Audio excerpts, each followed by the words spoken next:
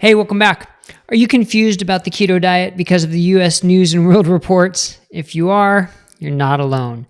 So the U.S. News and World Report, for some reason, takes it upon themselves to come out with the best and worst diets of the year at the end of every year. So if you were on a keto diet and doing really well, losing weight and feeling good, and then you read this U.S. News and World Report that the keto diet's one of the worst diets, I could see how that would be pretty confusing for you. Or if you've tried different diets that maybe haven't worked and you were thinking about trying the keto diet, but again, you see this report where it's one of the worst diets, man, that'd be enough to probably turn me off and not want to do it if I didn't know more about it.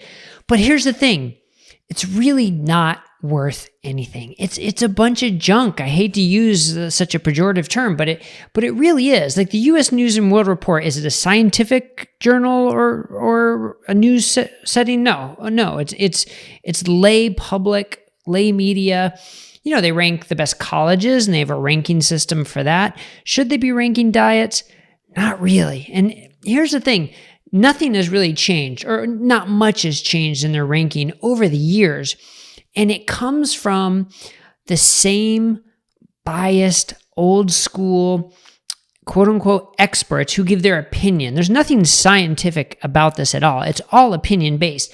And that's what's so important to understand, because if you're just reading it and say, whoa, if this is true, I've got to avoid this keto diet. But there's nothing true about it. It's just an opinion. And here's the thing, as Ann Mullins wrote on dietdoctor.com, she wrote a great piece about this. If you look at who's on the board, not the board, but who's on the review board for these rankings, there's a CEO of a weight loss program that uses, low fat and sort of a higher carb weight loss program. Okay, that's a little biased. There's noted vegetarian and vegan supporters like Michael Greger and David Katz. I mean, they are anything but objective. Nobody would argue that they are objective in their staunch defense of veganism and their objection to anything meat-based. So, and the list goes on in terms of who these people are who are objectively reviewing these diets. So it's not a fair representation. And, again, they found the DASH and the Mediterranean and the flexitarian diets, that those are the best. Now, Nina Teicholz and Gary Taubes wrote a great op-ed in the LA Times last year that Ann Mullins links to in her piece on Diet Doctor, showing how, the DASH diet has been studied in 2,000 subjects for no more than 6 months. And it can improve hypertension a tiny amount. It can improve weight loss a tiny amount. Compare that to the low carb and keto studies, which we have over 100 studies in thousands of patients, with lasting out to 2 years, showing better weight loss than low fat diet, showing complete remission of type 2 diabetes and excellent blood sugar control, reducing blood pressure. So we have these outcome data and certainly the surrogate marker data to say that this is it's sustainable, and it works. So why would it be so low down? Well, here's some of the comments, which I thought was so interesting.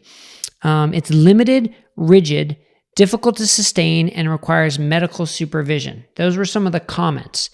Well, let's compare that to the vegan diet that ranked significantly higher.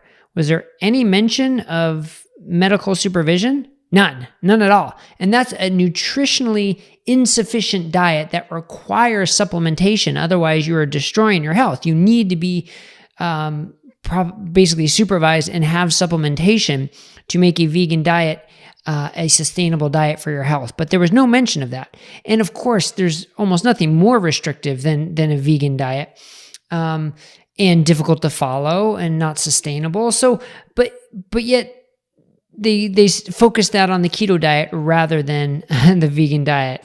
And also, what ranked higher than a keto diet? An alkaline diet, a diet where there's zero data, no data at all on an alkaline diet. Whereas, like I said, there's hundreds of studies on a keto diet. So anyway, I could keep ranting and raving about why this is so poorly done, but it's upsetting because of exactly how I started this. If there's someone who isn't sure and is looking for a reliable and a dependable source to let them know if the keto diet is a reasonable choice for them, the U.S. News and World Report is not the place to start.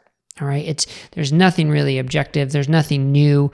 They're ignoring so much science out there. So that's where we at Diet Doctor hope to fill that void. We want to provide evidence-based, up-to-date, objective information to help you decide for yourself if a keto diet or a low-carb diet is going to be helpful for you. So read the post by Ann Mullins on dietdoctor.com about the U.S. News and World Reports. And while you're there, look for our guides, our evidence-based guides of the science for keto and low-carb, or the beginner's guide of how to get started. Or if you're a clinician, look for the low carb for clinician side, because we walk you through the evidence of why this is an effective and safe diet for so many people out there.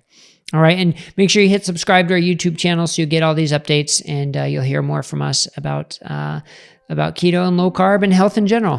Thanks. Have a great day.